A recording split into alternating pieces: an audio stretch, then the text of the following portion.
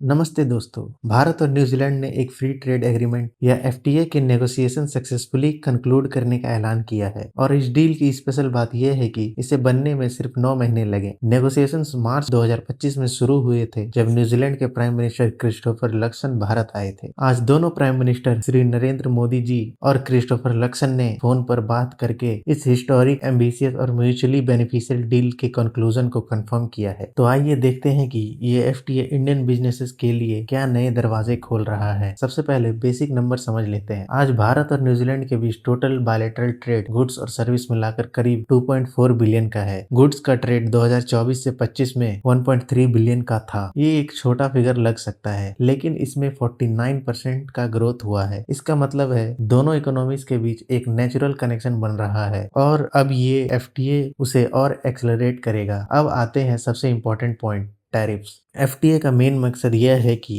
दोनों देश अपने बीच के इंपोर्ट टैक्सेस यानी टैरिफ्स को खत्म या कम करें। भारत की टैरिफ से न्यूजीलैंड के 95% एक्सपोर्ट्स पर टैरिफ एलिमिनेट या रिड्यूस किया जाएगा। इनमें से 57% प्रोडक्ट्स पहले दिन से ही ड्यूटी फ्री हो जाएंगे। न्यूजीलैंड की तरफ से 100% इंडियन एक्सपोर्ट्स को जीरो ड्यूटी एक्सेस मिलेगा न्यूजीलैंड की मार्केट में। ये एक बहुत बड़ा एडवांटेज है। न्यूजीलैंड की गवर्नमेंट का कहना है कि इस डील की वजह से उनके एक्सपोर्टर्स को इंडिया के 1.4 बिलियन कंज्यूमर्स का एक्सेस मिलेगा और दोनों लीडर्स ने कॉन्फिडेंस दिखाया है कि अगले 5 सालों में बायलैटरल ट्रेड डबल हो सकता है। अब हम देखते हैं कि असली फायदा किसका है। तो दोस्तों, इस डील में भारत ने जो गेन्स सिक्योर किए हैं वो बहुत ही सिग्निफिकेंट है, खासकर हमारे यूथ, प्रोफेशनल्स और सर्विस सेक्टर के लिए। न्यूजीलैंड ने भारत को 118 सर्विस सेक्टर्स में मार्केट एक्सेस दिया है। ये उनका बेस्ट एवर सर्विस ऑफर है किसी भी एफटीए में। इसमें की सेक्टर शामिल हैं कंप्यूटर और IT related services, professional services जैसे लीगल,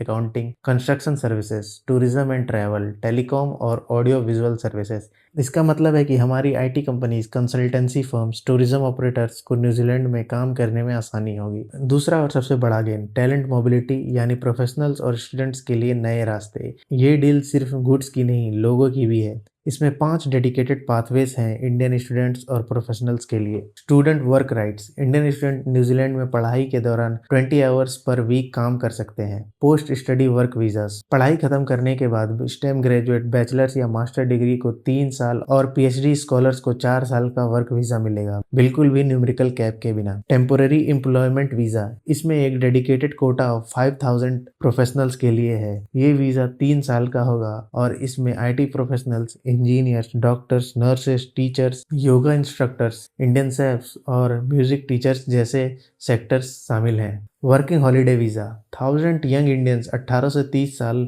हर साल न्यूजीलैंड जाकर छुट्टी में काम कर सकते हैं और घूमने का आनंद ले सकते हैं। एग्री प्रोडक्टिविटी पार्टनरशिप्स, ये डील सिर्फ जॉब्स की नहीं, नॉलेज की भी है। एप्पल्स, कीवी फ्रूट और हनी के लिए सेंटर्स ऑफ एक्सीलेंस बनाए जाएंगे जहां न्यूजीलैंड की टेक्नोलॉजी और रिसर्च से इंडियन फार्मर्स को फायदा होगा। अब सवाल ये उठता है कि फिर न्यूजीलैंड को इसमें क्या मिला। उनका फायदा क्लियरली उनके एग्रीकल्चर और कमोडिटी एक्सपर्ट्स पर फोकस करता है। फ्रूट्स जैसे कीवी फ्रूट के लिए एक लार्ज कोटा ड्यूटी फ्री मिलेगा। एप्पल्स और मनुका हनी के लिए भी प्रीफरेंशियल एक्सेस है। पहली बार किसी एफटीए में इंडिया ने ऐसा किया है। वाइन 150% से घटकर 25% या 50% तक टैरिफ आएंगे ओवर 10 ईयर्स। मीट और वूल, सीप मीट और वूल एक्सपोर्ट्स के लिए इमीडिएट टैरिफ एलिमिनेशन है। यहाँ एक इम्पॉर्टेंट डिस्क्लेमर है, डेयरी जो न्यूजीलैंड का सबसे बड़ा एक्सपोर्टर सेक्टर है वो इस डील से बिल्कुल एक्सक्लूडेड है। इंडिया ने इस पर कोई कंसेशन नहीं दिया है, अपने डोमेस्टिक फार्मर्स को प्रोटेक्ट करते हुए बस कुछ specific high value dairy preparations पर ही कुछ कंसेशंस दिया है। इसका मतलब डील बैलेंस्ड है। न्यूजीलैंड को फ्रूट्स, वाइन, वूल जैसे सेक्टर्स में बड़ा मार्केट मिलेगा,